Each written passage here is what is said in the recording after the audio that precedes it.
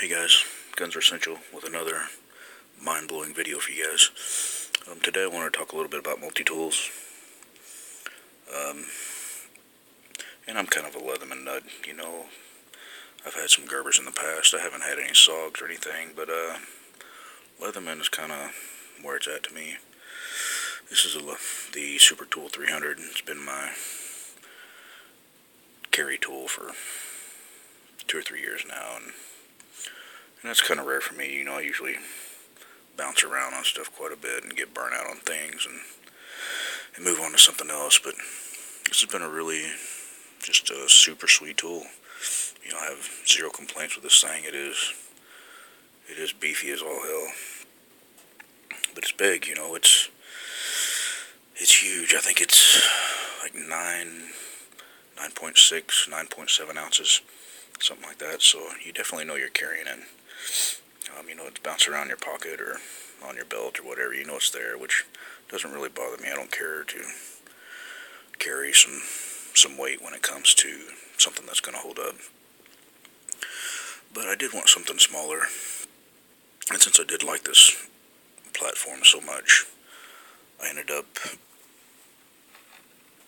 getting the Leatherman Rebar. As you can see,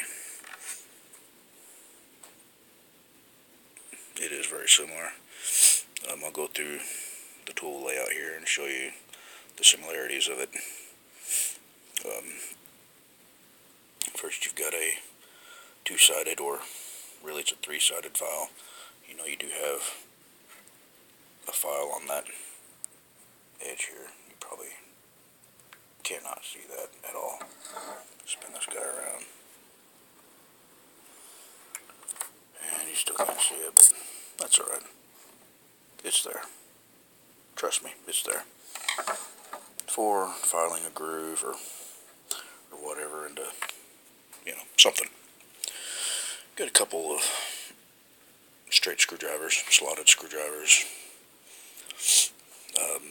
Got an awl with the hole for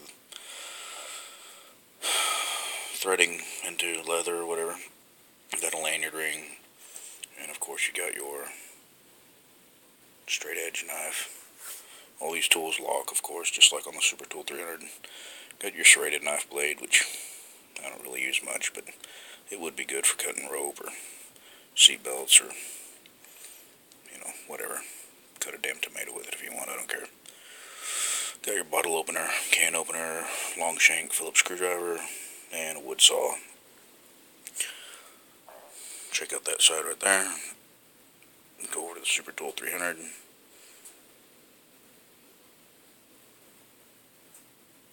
Very similar.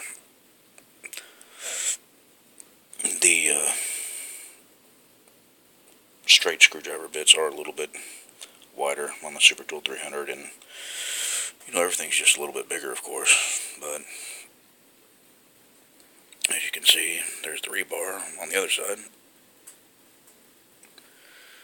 and there's the Super Tool 300, and it does have a extra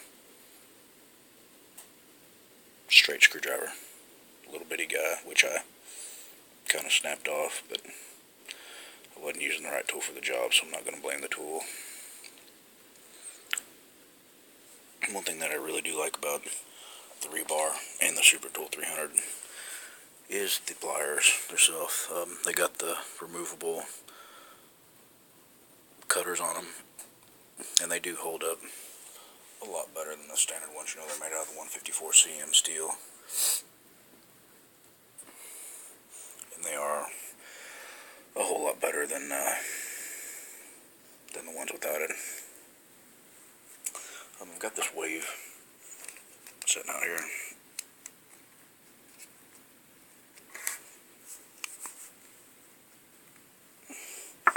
As you can tell, let me get this closed.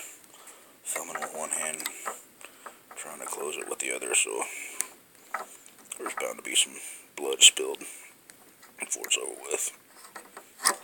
Makes for exciting video, right? Yeah, right.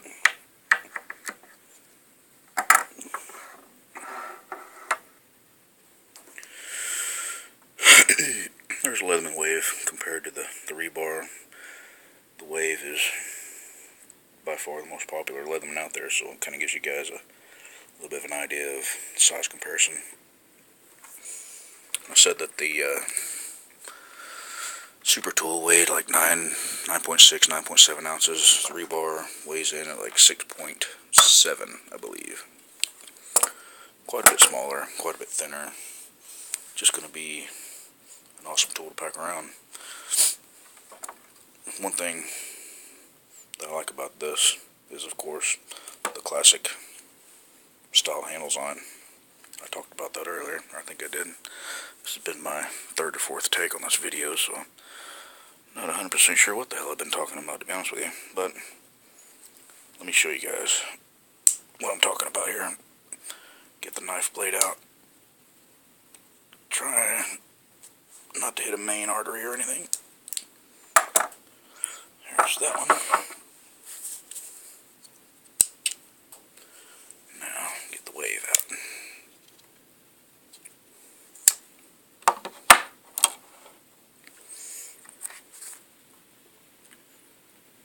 As you can see, the blade's just a hair longer on the Wave. And of course it is one-handed opening, which that's not really a deal breaker for me as far as multi-tools go. I don't have to have a one-handed opening tool. I don't really consider this to be a defensive tool, regardless. I mean, I guess it could be, of course. But on the Wave, I don't really see a whole lot of people talking about this. You can see this is the serrated knife blade, but you can see it kind of protrude out there, and it does have some pretty good edges on it. If you're working with this thing, you know, skinning an animal, whatever you happen to be doing, if you're using this thing for any length of time, or if you're using it with some pretty good force, those edges dig into your hand pretty good. Whereas on the classic style, it's just pretty smooth. I mean, you've got the locks here for the tools and the blade, whatever, but so much more comfortable in the hand.